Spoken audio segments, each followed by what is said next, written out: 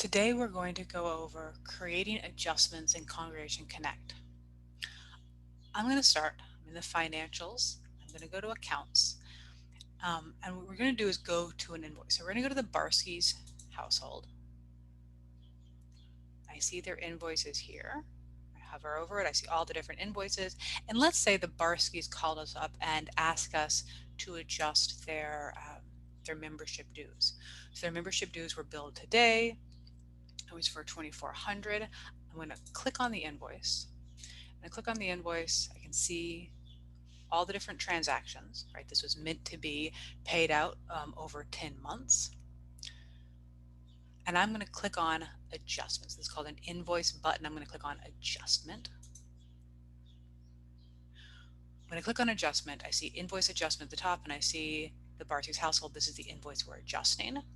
And I could adjust this either positively or negatively. So I could actually raise, right, their overall membership if they wanted to by writing in 60, right? If I wrote in 60, then the amount due today would then be 300. In this case, and I would say in most cases, you probably are lowering, right? You're adjusting negatively, right? So I'm going to write a negative amount here. I'm going to say I'm going to cut their monthly dues in half. And so for each line, I'm going through here and just writing negative 120. Right? I'm just going to copy this and go all the way down. And just note, you do need to write this into each listing here, right? To each line. There's not a fill down. The adjustment date, the next column over, will default to today. And I'm happy with that, right? This was originally invoiced today, and I want to keep the adjustment date as today. You can, though, if you would like, make a change to this, right? You could go backwards or forwards as necessary. Adjustment type.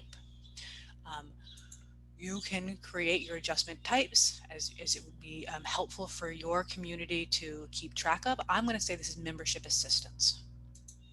Right? This is what we're doing to help out the Barskys this year, is lowering their actual amount.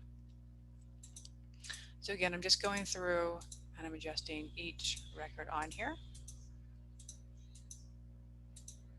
Right? And finally, that you must have a reason. And I'm going to say in this case that the Barskys are going to do some volunteer work to help out. And by volunteering, we're going to agree they can pay half of their normal dues amount. And that's it. So I've added an adjustment amount. Again, in this case, I've added it a negative amount because I want to write off some of this. There's an adjustment date, there's an adjustment type, and there's a reason. I'm going to scroll down. I could use the new scheduled payment to add an additional line here if I'd forgotten anything. In this case, I don't need to. I'm going to click continue to save all the work that I've done now.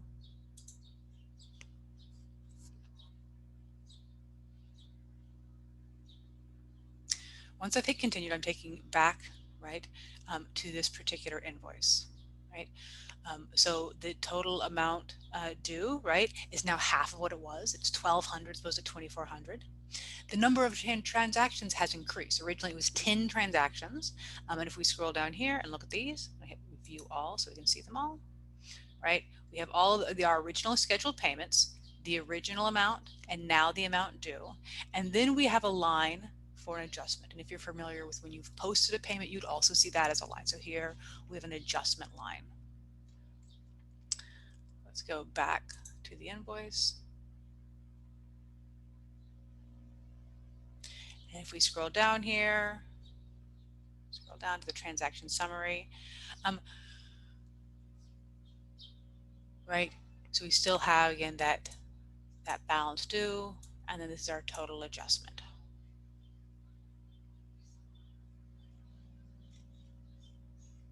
And that's it. Just note also that these adjustments will be in their own general ledger batch.